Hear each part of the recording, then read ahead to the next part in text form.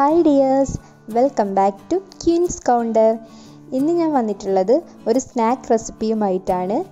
നിങ്ങൾക്ക് വീഡിയോ കണ്ടാൽ തന്നെ അറിയാം, മഷ്റൂമാണ് ഇന്നത്തെ മെയിൻ ഐറ്റം. മഷ്റൂമും നൂഡിൽസും കൊണ്ടാണ് ഇന്നത്തെ സ്നാക്ക് ഞാൻ ഉണ്ടാക്കാൻ പോകുന്നത്. ഇത് വളരെ ടേസ്റ്റി ആയിട്ടുള്ളൊരു സ്നാക്ക് റെസിപ്പിയാണ്. അപ്പോൾ റെസിപ്പിയിലേക്ക് കടക്കുന്നതിന് മുന്നായിട്ട് നമ്മുടെ ചാനൽ ആരെങ്കിലും പുതിയതായിട്ട് കാണുന്നുണ്ടെങ്കിൽ ഒന്ന് സബ്സ്ക്രൈബ് ചെയ്യണേ. കൂടെയുള്ള ബെല്ലൈക്കൺ കൂടി ഒന്ന് പ്രസ് ചെയ്താൽ ഓൾ എന്നൊരു ഓപ്ഷൻ വരും, അതൊന്ന് ഇനേബിൾ ചെയ്തിട്ടിരിക്കണേ.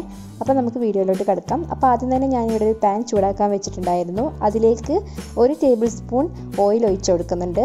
ഓയിലൊന്ന് ചൂടായി വരുമ്പോൾ സവാളയാണ് ചേർത്ത് കൊടുക്കുന്നത്. ഞാനിവിടെ വലിയൊരു സവാള ചെറിയ പീസായിട്ട് സ്ലൈസ് ചെയ്ത് വെച്ചിട്ടുണ്ടായിരുന്നു. അപ്പോൾ അത് ഇതിലേക്ക് ആഡ് ചെയ്ത് കൊടുക്കാം. അപ്പോൾ നമുക്കിതൊന്ന് നല്ലപോലെ വഴറ്റിയെടുക്കണം. ഇനി ഇതിലേക്ക് അല്പം ഉപ്പിട്ട് കൊടുക്കാം.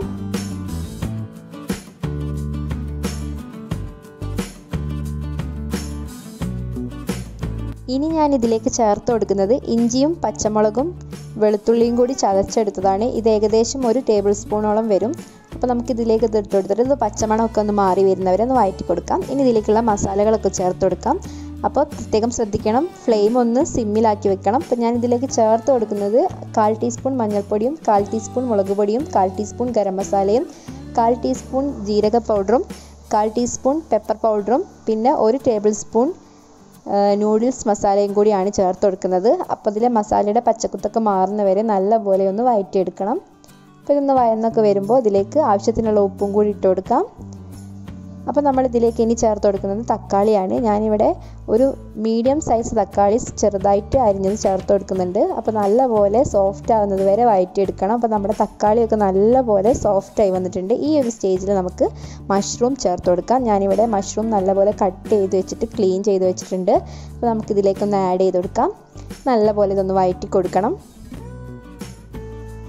അപ്പോൾ ഇതിലെ ഇൻഗ്രീഡിയൻസിൻ്റെ എല്ലാം അളവ് ഞാൻ ഡിസ്ക്രിപ്ഷൻ ബോക്സിൽ കൊടുക്കുന്നുണ്ട്. അപ്പോൾ അതൊന്ന് എല്ലാവരും ചെക്ക് ചെയ്ത് നോക്കണം.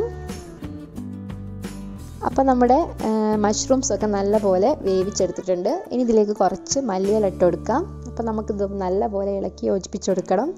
അപ്പോൾ ഇതിന്ന് വെള്ളമൊക്കെ ഇറങ്ങി വന്നിട്ടുണ്ടാവും, അതൊക്കെ ഒന്ന് നല്ലപോലെ വറ്റിച്ചെടുക്കണം. ഇനി ഇതിലേക്ക് പൊട്ടറ്റോ സ്മാഷ് ചെയ്തതാണ് ചേർത്ത് കൊടുക്കുന്നത്. ഞാനിവിടെ 2 പൊട്ടറ്റോസ് വേവിച്ച് ഉടച്ച് വെച്ച് ചേർത്ത് കൊടുക്കുന്നുണ്ട്. അപ്പോൾ നമ്മുടെ കട്ട്ലറ്റൊക്കെ ചെയ്തെടുക്കുന്ന പോലെ മസാല റെഡിയാക്കി എടുക്കാം. അപ്പോൾ നമ്മുടെ മസാല റെഡി ആയിട്ടുണ്ട്. ഇനി ഇതിലേക്കുള്ള ബാറ്ററാണ് തയ്യാറാക്കി വെച്ചിട്ടുള്ളത്. അപ്പോൾ അതിനായിട്ട് 2 ടേബിൾ സ്പൂൺ മൈദയിലേക്ക് 1/4 കപ്പ് വെള്ളവും ആവശ്യത്തിനുള്ള ഉപ്പും ചെറിയ ജീരകവും കുരുമുളകും കൂടി പൊടിച്ചതും കൂടി ചേർത്ത് കൊടുത്തിട്ടുണ്ടായിരുന്നു. അപ്പോൾ നമ്മുടെ മസാല ഇനി നമുക്ക് ബൈറ്റ്സ് ആക്കി എടുക്കണം, കട്ട്ലറ്റൊക്കെ ഷേപ്പ് ചെയ്തെടുക്കുന്ന പോലെ.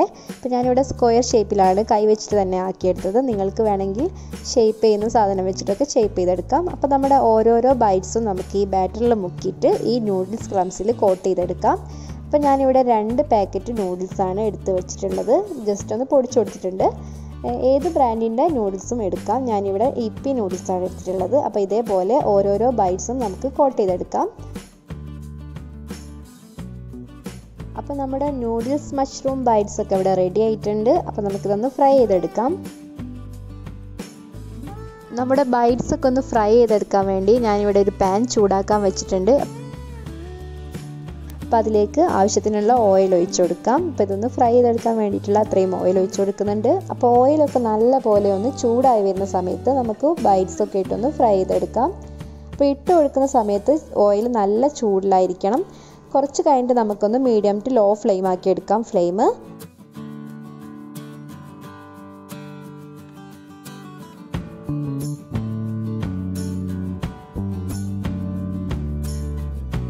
അപ്പോൾ ഒരു സൈഡ് ആയിട്ടുണ്ട്. ഇനി നമുക്കൊന്ന് തിരിച്ചിട്ട് കൊടുക്കാം. നല്ല ഗോൾഡൻ കളറായി കിട്ടണം, നല്ല ക്രഞ്ചി ആയി കിട്ടണം. ഉൾഭാഗമൊക്കെ നല്ല കട്ട്ലേറ്റിൻ്റെ പോലെയും പുറംഭാഗം നല്ല ക്രഞ്ചി ആയിട്ടും കിട്ടണം. അപ്പോൾ അതുവരെ നമുക്ക് തിരിച്ചു മറിച്ചൊക്കെ ഇട്ടിട്ട് ശ്രദ്ധിച്ച് ഫ്രൈ ചെയ്തെടുക്കാം. കരിഞ്ഞു പോകാതെ പ്രത്യേകം ശ്രദ്ധിക്കണം.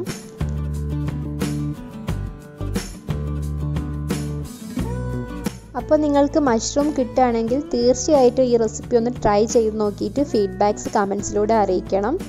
വളരെ ടേസ്റ്റി ആയിട്ടുള്ള റെസിപ്പിയാണ്. അപ്പോൾ നമ്മുടെ ബൈറ്റ്സ് ഇവിടെ റെഡി ആയിട്ടുണ്ട്. അപ്പോൾ ബാക്കിയുള്ള ബൈറ്റ്സ് കൂടി ഞാനിവിടെ ഫ്രൈ ചെയ്തെടുത്തിട്ടുണ്ട്. അപ്പോൾ ഇത് പുറംഭാഗമൊക്കെ നല്ല ക്രഞ്ചിയും ഉൾഭാഗം നല്ല സോഫ്റ്റും ആയിട്ടുള്ള നല്ലൊരു ടേസ്റ്റുള്ള റെസിപ്പിയാണ്. എല്ലാവരും ട്രൈ ചെയ്ത് നോക്കണം. അപ്പോൾ ഇന്നത്തെ റെസിപ്പി എല്ലാവർക്കും ഇഷ്ടപ്പെട്ടെന്ന് വിശ്വസിക്കുന്നു. ഇഷ്ടപ്പെട്ടാൽ ലൈക്ക് ചെയ്യാനും ഷെയർ ചെയ്യാനും കമൻറ്റ് ചെയ്യാനും മറക്കരുതേ. അപ്പോൾ ഒരിക്കൽ കൂടി ഞാൻ ഓർമ്മപ്പെടുത്തുന്നു, നമ്മുടെ ചാനൽ ആരെങ്കിലും സബ്സ്ക്രൈബ് ചെയ്തിട്ടില്ലെങ്കിൽ ഒന്ന് സബ്സ്ക്രൈബ് കൂടി ചെയ്യണേ. അപ്പോൾ വീണ്ടും നല്ല നല്ല വീഡിയോസുമായിട്ട് കാണുന്നത് വരെ ബൈ. Thank you.